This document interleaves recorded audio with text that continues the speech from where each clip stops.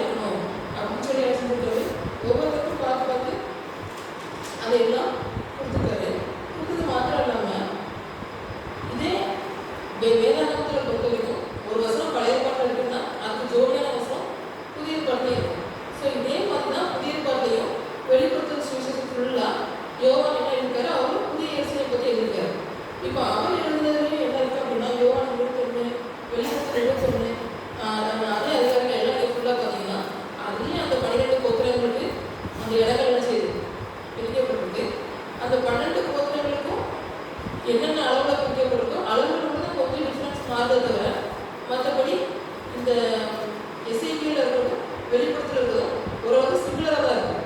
So ஆண்டவர் திரும்பியும் அந்த வார்த்தையை செய்கிறாரு, உறுதிப்படுத்துறாரு.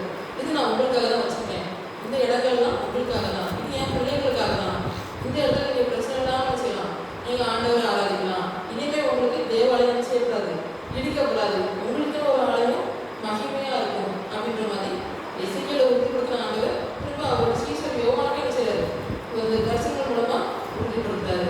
இப்போ நம்மளும் சின்ன சின்ன விஷயங்கள் என்ன செய்யலாம், சோர்ந்து போயிடலாம், இன்னும் நான் என் வாழ்க்கையில் முன்னேறவே இல்லை, இல்லைன்னா இன்னும் நான் எனக்கான ஆண்டவர் எனக்குன்னு ஒன்று தரவே இல்லை, எனக்கான ஒரு இடத்த அவர் ஆயத்தப்படுத்தவே இல்லை, இல்லைன்னா எனக்காக என் குழந்தைங்களுக்கு ஒரு திருமணத்தை அவர் ஏற்பாடு பண்ணி தரவே இல்லை, இல்லைன்னா எனக்குன்னு ஒரு கற்பனை கனிய கடவுள் தரவே இல்லை, இல்லைன்னா எனக்குன்னு அடுத்த ஆசீர்வாதம் ஏதோ ஒன்று தரவே இல்லை அப்படின்னு நம்ம சோர்ந்து போயிருக்கலாம்.